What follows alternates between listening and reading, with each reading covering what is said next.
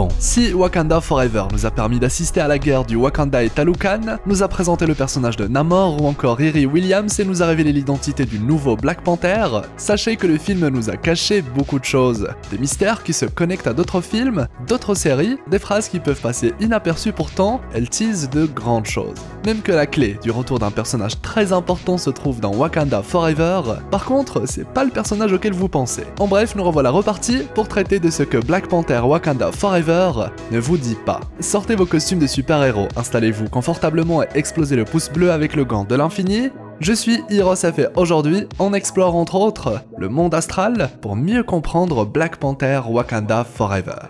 Bon visionnage.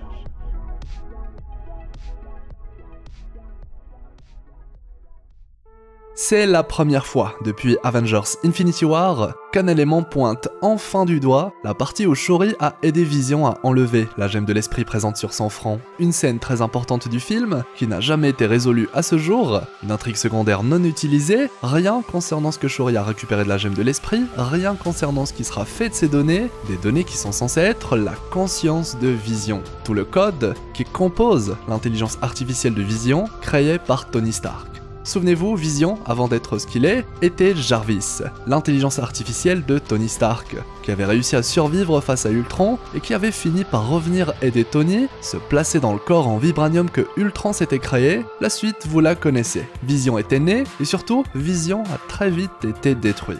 Vient alors la série WandaVision et le retour de Vision, puis sa renaissance en Vision blanc, un Vision qui ne savait absolument pas ce qu'il était réellement et qui avait décidé tout simplement de disparaître. On était alors nombreux à penser que White Vision, c'est du moins le nom qu'Internet lui a donné, était parti au Wakanda, car Shuri avait la clé pour lui rendre tous ses souvenirs, sa conscience sauvegardée, lui rendre toutes les données qu'elle avait au préalable récupérées, la vraie conscience de Vision. Sauf que rien de tout ceci n'a été utilisé dans Wakanda Forever, mais enfin pas tout à fait. Car finalement, on découvre que Shuri s'est créé une intelligence artificielle propre. Alors qu'en réalité, tous les éléments qu'on a rappelés sont là pour nous indiquer que l'IA de Shuri est en réalité la conscience sauvegardée de Vision. Qui sait, Shuri a sûrement dû mettre au point quelques changements pour utiliser cette IA sans pour autant qu'elle puisse elle-même se souvenir de ce qu'elle était initialement. Une partie dans le film vient alors possiblement nous confirmer cette folle histoire avec un échange entre Riri Williams et Shuri. Plus précisément, lorsque Shuri demande à Riri si elle travaille sur de la technologie Stark, en découvrant ses travaux, Riri répond alors complètement à côté pour une question autour de ce qu'est la voix qu'elle entend, la fameuse IA de Shuri, inspirée là encore, voire copiée entièrement d'une technologie Stark, Jarvis, qui deviendra par la suite connu sous le nom de Vision. Autrement dit, les deux personnages, Shuri et Riri, se sont inspirés, voire copiés, les travaux de Tony. C'est subtil, mais c'est là, et le MCU a enfin souhaité nous révéler le résultat de ce qu'a fait Shuri sur Vision dans Avengers 3. Résultat, la création d'une IA pour Shuri elle-même. Reste maintenant à savoir si White Vision va se rendre ou non au Wakanda, ou encore s'il sera un jour amené à rencontrer cette IA, une version altérée de lui-même, qui dans le film porte le nom de Griot. En plus de tout ça, bien évidemment, si Riri demande à Shuri si Griot est une IA, c'est qu'elle sera elle-même inspirée par cette dernière pour créer sa propre intelligence artificielle pour l'aider. Car oui, Riri est elle aussi connue dans les comics pour posséder une IA, et pas n'importe laquelle en plus, une IA Tony Stark. Rien que ça. Ah clairement, la boucle semble bouclée, enfin. Et tout ceci va en réalité permettre à Vision de revenir, le vrai Vision, car je vois carrément une intrigue dans laquelle White Vision fusionne avec sa conscience sauvegardée par Shuri au Wakanda. Un élément qui va permettre également le retour de la Scarlet Witch, Wanda, puisque cette dernière sera la première concernée si jamais Vision récupère sa véritable conscience. Un deuxième mystère cette fois, et qui selon moi est sûrement la partie la plus mystérieuse de tout le film. C'est bien évidemment l'apparition même de Killmonger, N'Jadaka, même que les circonstances de cette apparition ainsi que le choix de ramener ce personnage sont véritablement louches, comme si le MCU voulait nous suggérer certaines folles idées. Premièrement, ramener Killmonger à travers le monde astral, c'est dire aux fans du MCU qu'il est en théorie possible de le voir revenir cette fois dans notre vrai monde.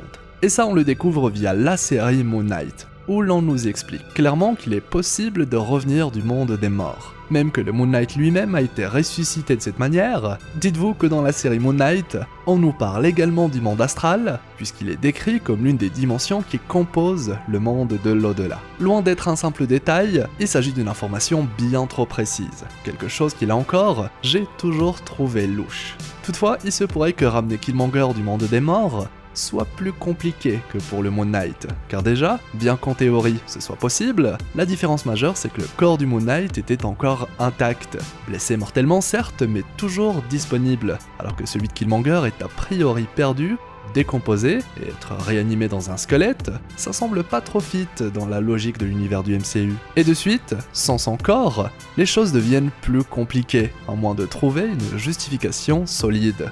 Deuxième problématique, qui pour le coup peut avoir une solution, c'est le fait que le Moon Knight était un avatar de Khonshu, l'avatar d'une divinité, ce qui n'est pas le cas de Killmonger. Toutefois, puisqu'il a déjà été roi du Wakanda et donc un Black Panther, possédant les pouvoirs de l'herbe-cœur, il se pourrait qu'il soit d'une certaine manière l'un des avatars de Bast, la déesse panthère, qui d'ailleurs fait également partie du panthéon des dieux égyptiens. Là encore, d'où le fait que le monde astral soit l'une des nombreuses dimensions qui composent l'au-delà de ces divinités. Logique, elles sont toutes liées.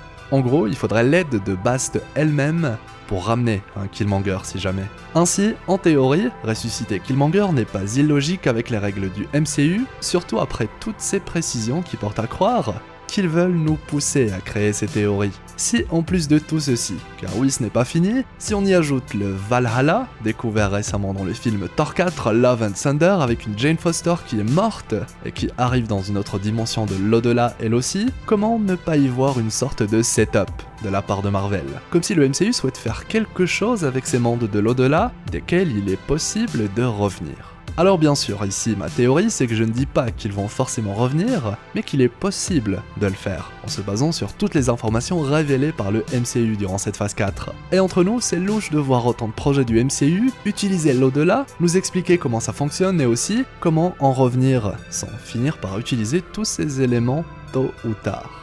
Comment peut-on alors résister à l'envie de donner vie à des folles théories lorsqu'on sait qu'en Avengers Secret Wars, c'est le retour de plein de héros, de plein de mondes, d'univers, de dimensions, y compris celle de l'au-delà. Ah je vous le dis, quelque chose se trame dans l'ombre, et le retour de Killmonger à l'écran à travers Wakanda Forever pourrait finalement être beaucoup plus important qu'un hommage à un ami, surtout au vu de la popularité du personnage. Même que le personnage de Shuri s'inspire de Killmonger dans le film, pour trouver sa voix en tant que nouveau Black Panther. Lui qui incarne selon elle, l'arme parfaite lorsqu'il s'agit de vengeance. Un vilain qui n'en est pas vraiment un, puisqu'il se rapproche selon moi beaucoup plus de l'anti-héros, possédant des idées nobles en théorie, mais des moyens extrêmes pour les mettre en place. Exactement comme Namor. En tout cas, ce Black Panther Wakanda Forever nous cache sûrement encore de très belles choses. Soyons patients et continuons d'explorer cet univers qui est du coup à sa 4e phase terminée en termes de film. Et lorsqu'on parle du retour de certains personnages, clairement entre Killmonger et Vision, pour l'instant c'est surtout Vision qui est à l'honneur. À voir ce que le futur du MCU va décider de nous raconter. Et j'aimerais savoir avec un petit peu de recul, ce que vous avez pensé de ce deuxième opus Black Panther, de Shuri, de l'apparition mystérieuse de Killmonger ou encore ce que vous pensez de Namor. L'espace commentaire est là pour ça, pour me partager tous vos retours, avis ou idées autour du film.